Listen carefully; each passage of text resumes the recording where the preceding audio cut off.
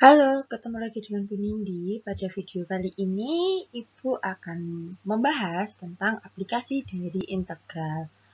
Nah, pada video sebelumnya tentang integral, Ibu sudah menjelaskan terkait integral fungsi dan integral substitusi. Maka, kita akan cek sebenarnya aplikasi integral dalam kehidupan kita sehari-hari dan ilmu-ilmu lain itu seperti apa. Nah, untuk lebih detailnya, silahkan disimak video berikut ini. Nah, sebelum kita masuk ke konsep bagaimana aplikasi integral, kita perlu mengingat lagi konsep dasar dari integral. Itu seperti ini. Integral dari dx itu adalah x plus d. Sedangkan integral dari x pangkat n dx itu kita dapat tuliskan sebagai 1 per n plus 1 x pangkat n plus 1 plus c. Nah, dengan menggunakan integral substitusi, kita misalkan dulu menggunakan sebuah fungsi terhadap U.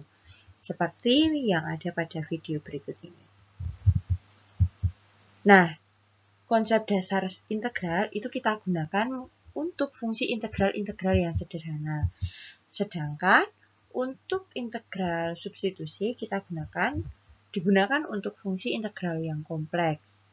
Seperti integral polinomial yang dimana nilai pangkatnya itu sulit untuk kita deskripsikan.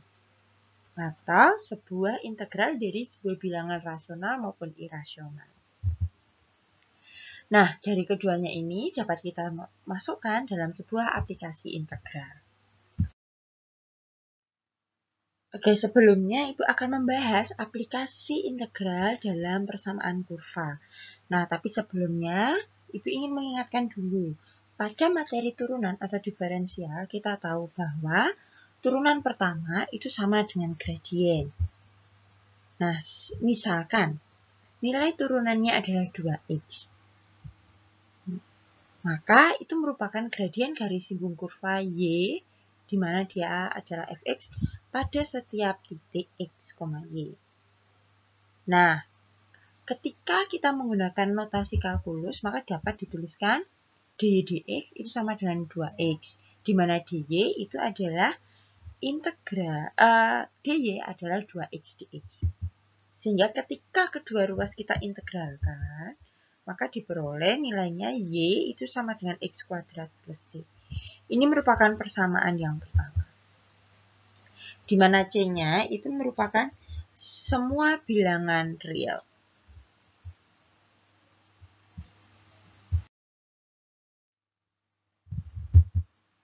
Nah, dari hasil tadi, di mana y sama dengan x kuadrat plus c, kita cek pada gambar 8.2. Di sini, Ibu coba gambarkan dengan nilai c mulai dari 1, negatif 1, negatif 3. Kemudian, interval x-nya itu mulai dari negatif 3 sampai 3. Nah, kalau misalkan Ibu coba menggunakan kurva yang dilalui oleh titik negatif 3,10, yaitu yang ada di sini. Yang ada di sini. Nah, maka ketika titiknya itu negatif 3,10, kita substitusikan ke hasil fungsinya ini. Maka diperoleh nilai C-nya itu adalah 1. Nah, maka persamaannya itu menjadi Y sama dengan X kuadrat plus 1. Sedangkan kalau melewati titik negatif 3,8, yaitu yang ini, ketika disubstitusikan, diperoleh nilai C-nya adalah negatif 1. Sehingga fungsi persamaan parabolanya menjadi Y sama dengan X kuadrat min 1. Begitu pula, langkah yang digunakan untuk titik 2,1. Ketika diperoleh C-nya sama dengan negatif 3, maka persamaan parabolanya menjadi Y sama dengan X kuadrat min 3. Oke, kita masuk ke contoh soal. Untuk contoh soal yang pertama, diketahui f aksen x itu adalah 4x min 1, dan sebuah fungsi ketika x-nya 3 itu diperoleh nilai fungsinya adalah 20. Tentukan fungsi fx-nya. Nah, kalau turunannya itu adalah 4x min 1, maka untuk mencari fungsi f-nya, itu kita integralkan saja. Sehingga diperoleh fx-nya itu adalah 2x kuadrat min x plus c. Jangan lupa untuk menyertakan plus c ketika kita sudah mengintegralkan. Nah, karena kita tahu bahwa fungsi ketika x-nya 3 itu diperoleh 20, maka tinggal kita substitusi saja. Sehingga diperoleh nilai c-nya adalah 5. Oleh karena itu, karena c-nya kita sudah peroleh 5, kita substitusikan ke persamaan pertama. Sehingga diperoleh fungsinya adalah 2x kuadrat min x plus 5. Nah, selanjutnya untuk contoh soal yang kedua. Ketika kita peroleh turunannya seperti itu, dan nilai fungsinya ketika x sama dengan 1 adalah 1/3, tentukan rumus fungsinya. Nah, sama dengan contoh soal yang pertama. Yang pertama, kita jadikan dulu menjadi sebuah pangkat. Jadi bukan sebuah pecahan. Pangkatnya kita jadikan seperti ini. Sehingga ini digunakan untuk mempermudah proses pengintegralan. Oleh karena itu, kita peroleh hasil integralnya atau fungsi gx-nya adalah 1/3 x pangkat 3 plus 1/x plus c. Nah, kita substitusikan ketika x-nya 1 harus diperoleh nilainya adalah 1/3. Nah, seperti pada slide, sehingga diperoleh c-nya adalah negatif 1. Oleh karena itu, diperoleh fungsi gx-nya itu adalah 1/3 x pangkat 3 plus 1/x min 1. Nah, contoh soal yang ketiga. Sebuah kurva y sama dengan fx melalui titik A, di mana koordinatnya adalah 2,0. Jika persamaan gradien di titik A itu adalah dy dx sama dengan 2x min 4, tentukan persamaan kurva tersebut.